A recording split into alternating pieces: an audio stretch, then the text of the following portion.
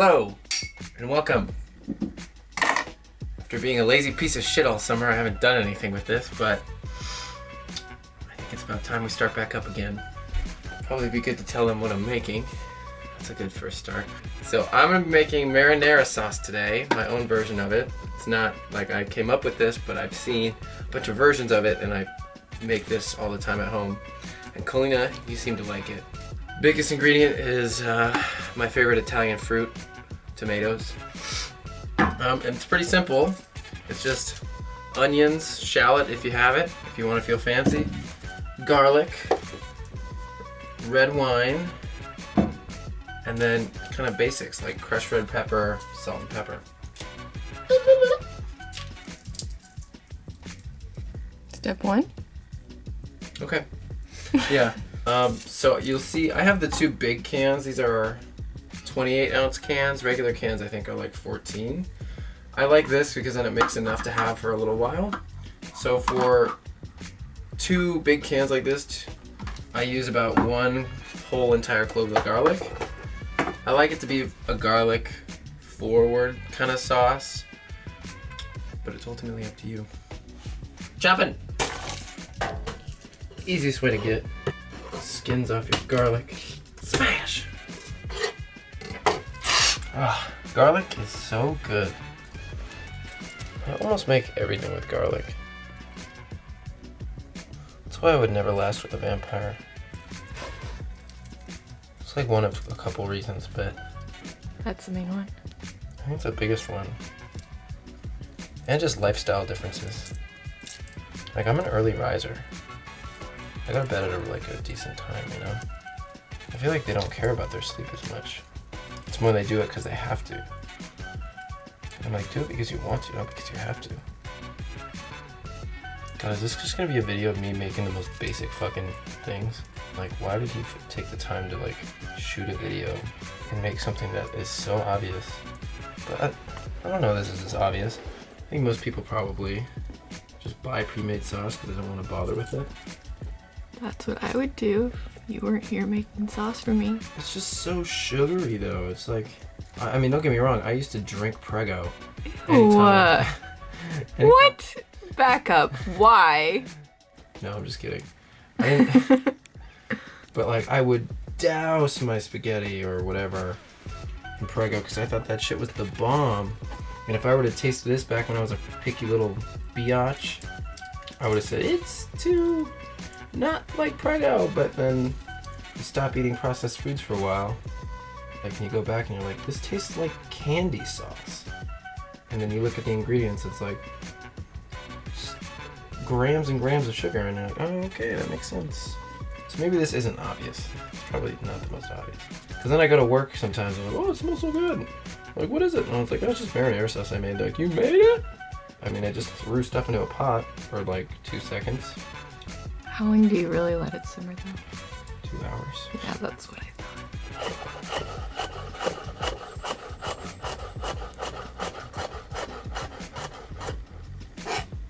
What if you just caught me chopping my finger off?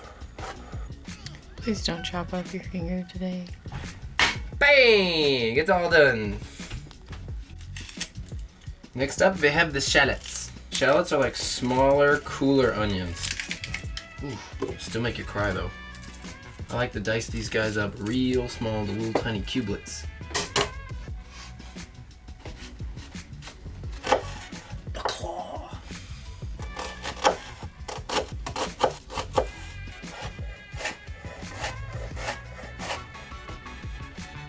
I think I literally just felt a piece of sweat drip from my back down through my butt crack. Giving yourself expectations is the worst, because then either you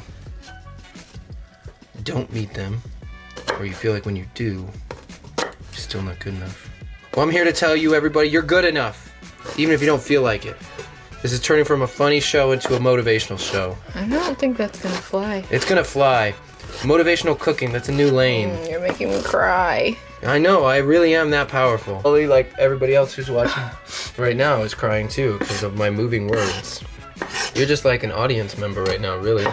Oh, I can't be the filmer if I can't open my eyes.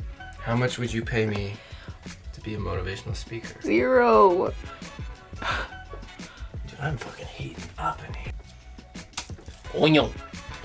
Living in a tiny house is not as cool as people think it is. If I have like more than one vegetable, it's like, okay, I gotta set it over on the dresser. Oh, let me put my broccoli up here for the time being. Oh, the bowl's gonna go on the couch. It's insane. Woo! Fuck me. Wow. Basil is kind of another one of those feel it out by how much you like. I think a good rule of thumb for this amount is anywhere from like 8 to 12 decent sized leaves. Yeah, 13. It's kind of like rolling up a dead body. You tuck the arms, you pull over the legs, flip the torso, turn the head in, forget that it's your friend, face down, and a tight little roll. Woo! Now comes the easiest part where you just put it all together. There's just a couple things I like to do. Olive oil is going to be your friend here. I'm going to put this sucker medium low. Not all the way low, not all the way medium, but somewhere in the middle. So I just kind of glug, glug, glug, glug, glug, glug, glug. It's not really a lake, it's more of an oil spill. Just throw the garlic right in. You're like, what the heck? Why is the garlic going in when it's cold? I don't have all the answers. I'll pretty much wait here until I hear it start to kind of start making some noise. And the room is about to really light up here. It's gonna smell amazing. Look, it's starting to dance.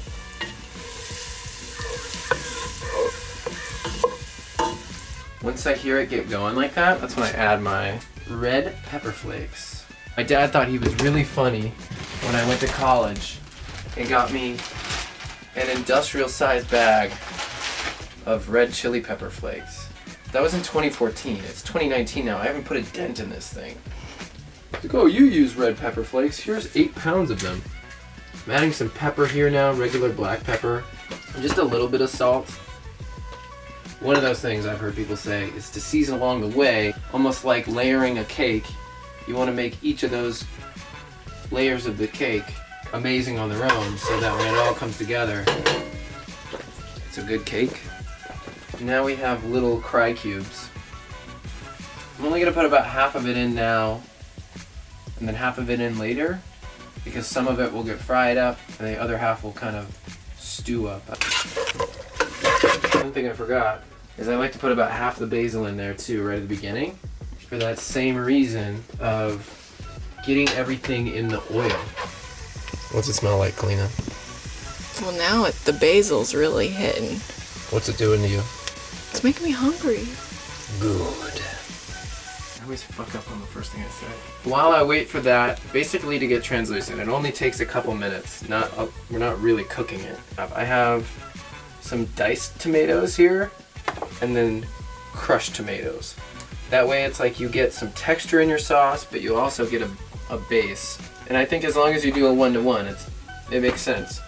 Do whatever you want, it's a free country. And then once I think that's ready, I'm gonna hit it with some red wine.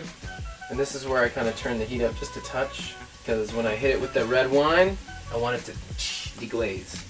I'm using a lot of fancy words today, almost like I know what I'm talking about, but I don't, because I've just copied basically what I've seen on YouTube. And put it on YouTube I'm making again. a YouTube channel for people to copy me. Everyone's just a copycat. But not really though, because I haven't seen anyone do it exactly like this. I'm a cherry picker. I always have these weird conceptual moments about making videos only when I make videos, and I'm like, why am I doing this? Like, what is the purpose of me doing this? And I'll leave it at that. That looks like what I want. They're kind of clear, but they're not really cooked yet.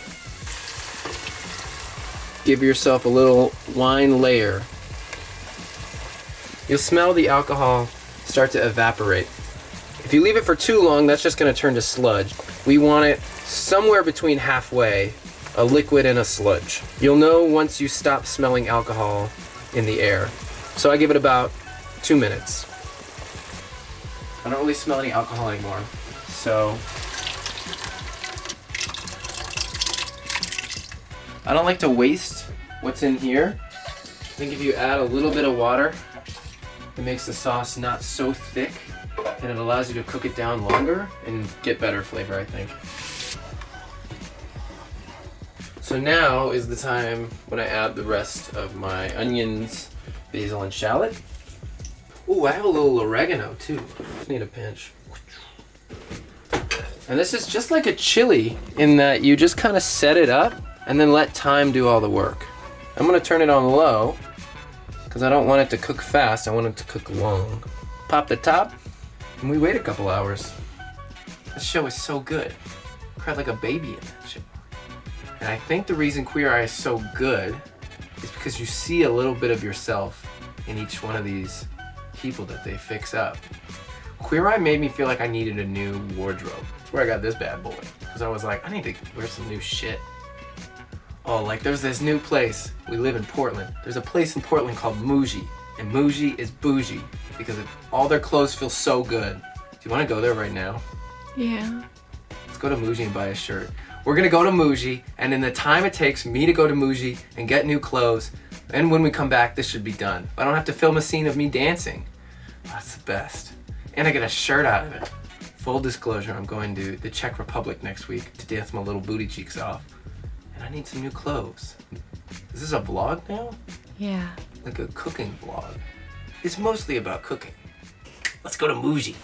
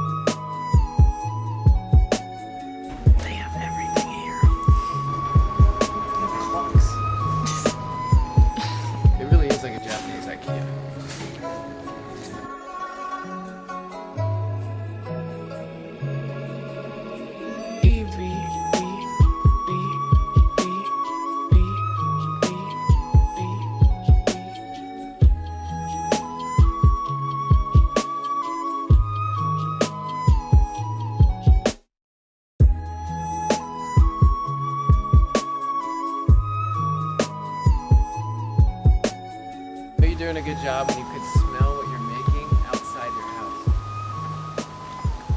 And the house didn't burn down either, which is awesome. Let's check it out.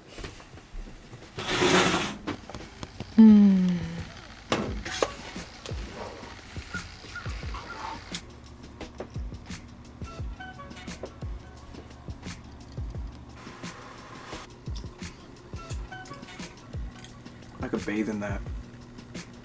Oh, it's so good. All right, that's all you get for today. Bye-bye.